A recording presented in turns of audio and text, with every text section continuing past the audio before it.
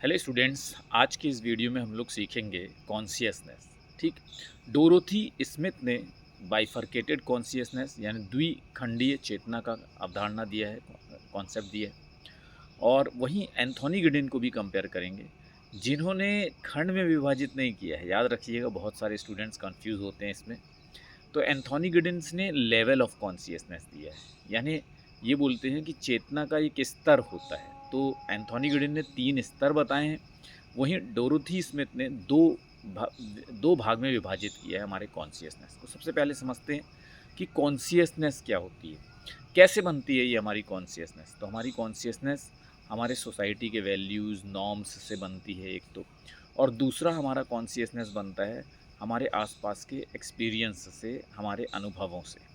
तो Dorothy Smith कहते हैं कि जो एक्सपीरियंस से बनता है, हमारे जो अनुभव से बनता है, ठीक है, वो एक तरह का कॉन्शियसनेस हो गया। ये कहते हैं कि विमेन, क्योंकि ये फेमिनिस्ट हैं, ये कहते हैं कि विमेन अपने जीवन में 2 तरह के अलग अलग एकदम ऑपोजिट कॉन्शियसनेस फेस करती है। चेतना जो है वो अनुभव करती है। एक चेतना वो होती है जो वो लिविंग एक्सपीरियंस होता है उसका, यानी जीवंत अनुभव होता है, जो वो अपने अनुभवों से सीखते हैं अपने आसपास के। और दूसरा एक्सपीरियंस होता है मेल डोमिनेंट सोसाइटी का, पुरुष वर्चस्व समाज का। ठीक है, तो ये 2 तरह के कॉन्शियसनेस जो महिलाओं को आते हैं, वो ये कहते हैं बाइफरकेटेड यानी द्विखंडीय चेतना, बाइफरकेटेड कॉन्शियसनेस। अब आते हैं एंथोनी गिडिन्स के कॉन्शियसनेस पर।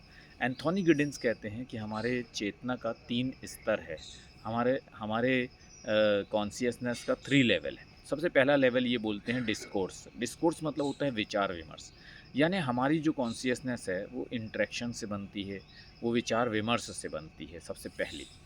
दूसरा ये कहते हैं प्रैक्टिकल कॉन्शियसनेस। प्रैक्टिकल कॉन्शियसनेस यानी व्यवहारिक कॉन्शियसनेस, यानी कि जैसे मीन्स और एंड का रिलेशन जो होता है, ठीक, जो हम अपने एवरीडे प्रॉब्लम्स को जो सॉल्व करते हैं प्रैक्टिकली, उसी को ये कहते हैं प्रैक्टिकल कॉन्शियसनेस।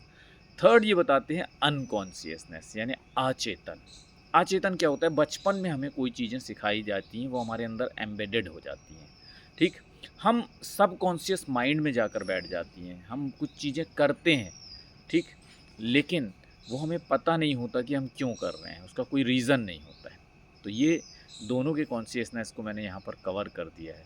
ठीक, मुझे उम्मीद है कि आप लोगों को अच्छी तरह से समझ में आ गया होगा। अगर समझ में आ गया है तो लाइक कर दीजिएगा, शेयर कर दीजिएगा, और अभी तक चैनल को सब्सक्राइब नहीं किया है तो सब्सक्राइब कर लीजिएगा। Thank you very much, all the best.